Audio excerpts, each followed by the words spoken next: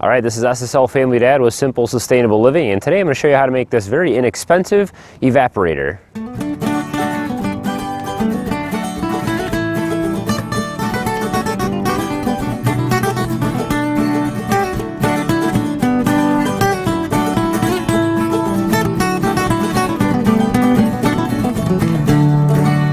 So this year we are getting into maple syrup. And I've had a chance to make my first batch already this year. It turned out really well, but it had a little bit of a smoky flavor to it. I was cooking it over or boiling it, evaporating it over a little wood stove. I had to kind of rig it up where the flames came right up underneath my pan, and there was a lot of smoke rolling into it and stuff. And it didn't really get that hot. I think the wood stove was a little too small, and just the way that it drafted and stuff like that, it just wasn't allowing that sap to get hot enough. It never actually boiled. It just kind of evaporated, steamed. It worked, but it took me about 2.5 days in order to actually get to the 20 gallons of sap that I had boiled down to make syrup. So I decided to do something a little bit different. Of course, most of the ideas that I come up with in my head, about 1 million other people had already thought of this, but I thought, hey, why don't I make my own out of cinder blocks? Turns out there's a lot of other designs like this. However, mine's a little different than anything I've seen. It uses kind of a rocket mass, or not rocket mass, but a rocket stove type of idea, and allows it to be kind of smoke-free. So I'll take you through here and show you how I built this, and then we'll kind of test it out and see how well it works. All right, first thing we're gonna do is just get our base outlined here and get everything leveled out. So this will be the base for the chimney.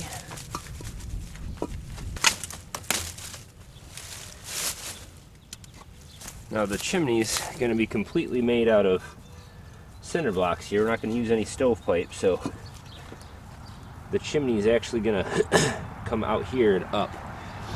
So we're going to leave a gap.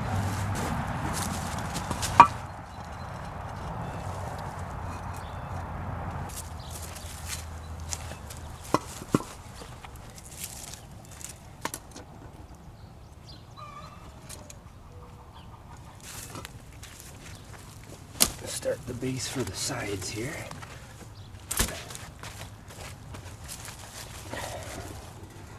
The sides need to fit our steaming tray. Nice and snug.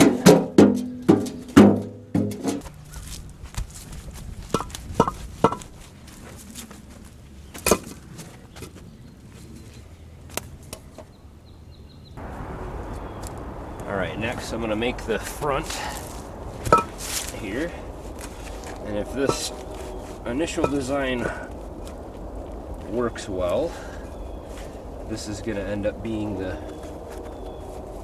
firebox.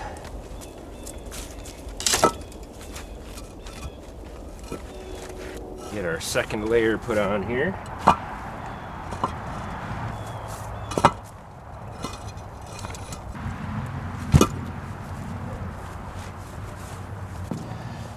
Okay, so I'm going to put these baffles in here.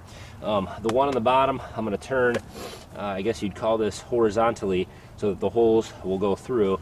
And then I'm going to put one on top of it that will be in the opposite direction, right up to our pan here, as closely as possible.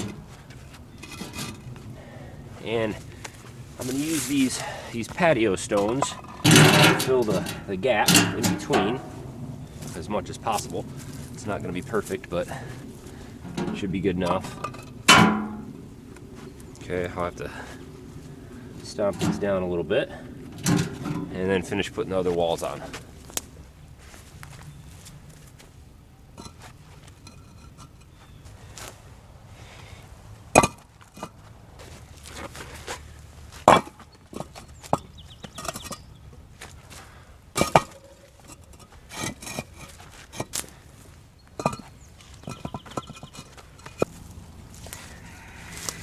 Okay, so in the back here, there's a couple gaps that are, our smoke's gonna be coming in here and up the chimney.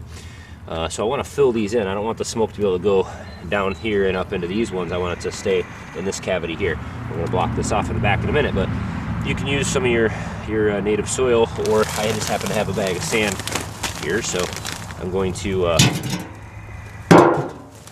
go ahead and fill those gaps up with sand.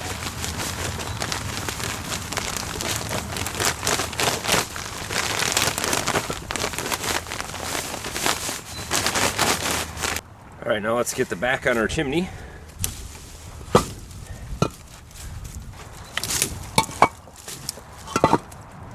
And then start adding on our chimney blocks. And for this first one here, I'm gonna continue to fill in those gaps on each side.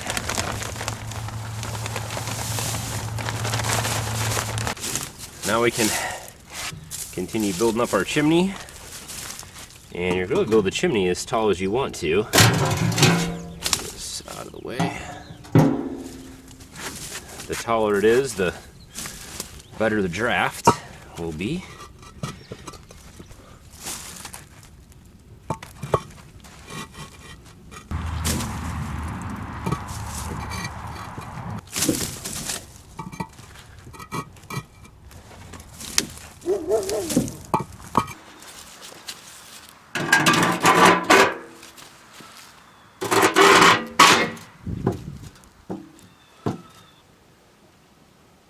You're not going to want to be in there.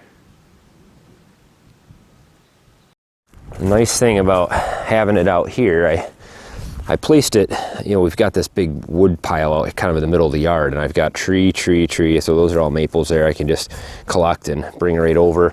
I've got one here and one back here as well. I can just collect and bring it right over. So this is kind of a central location for the backyard.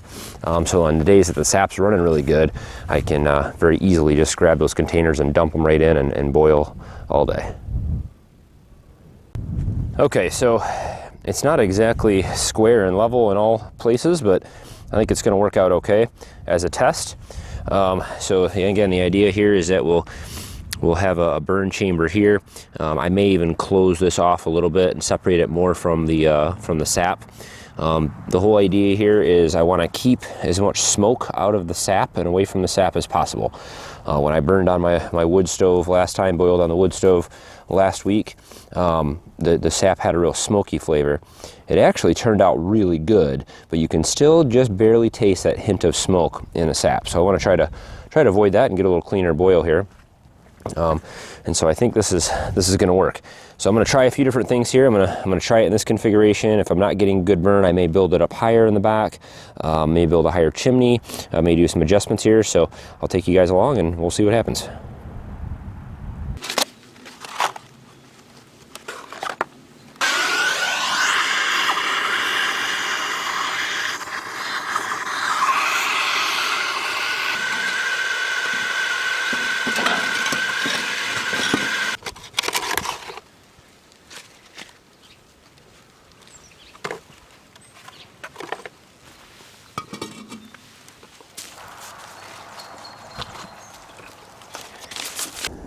All right, so a couple adjustments here. So I took the 2 blocks off the front and stacked them on top, along with 2 more on top there, folded sideways. And then I have just the 2 in the front, so I just have a small opening here. And I actually have probably too much wood in there now because there's a little bit of smoke coming out. But the draft has been perfect. It's been sucking straight in here. There's almost no smoke coming out of the chimney most of the time. And I put some water in here and it's already boiling, and it's been less than 10 minutes. So this is already 100 times better than the wood stove I was using. The wood stove I was using never really brought it to a boil, and there's really minimal to no smoke getting anywhere, around the syrup or the sap. This is just water, but let's pretend here. And so I think this is going to work really well. What I may do is fill these blocks here all with sand also to help keep that heat, because right now underneath that pan is just a big rolling flame, and you can see the flames are all just being sucked right through that hole in the back, and then the other hole over there. I mean, we're not losing barely any heat out the front here. So this is working really well. I could not overcome the draft when I had it open on the top, feeding the wood in there. I just couldn't get that draft started to suck air down, and so that's why I needed to change this. But this is actually great. I think this will work just fine. I can put bigger pieces of wood in there. I can split up some pieces of wood, you know, even stuff this size will burn for a pretty decent amount of time.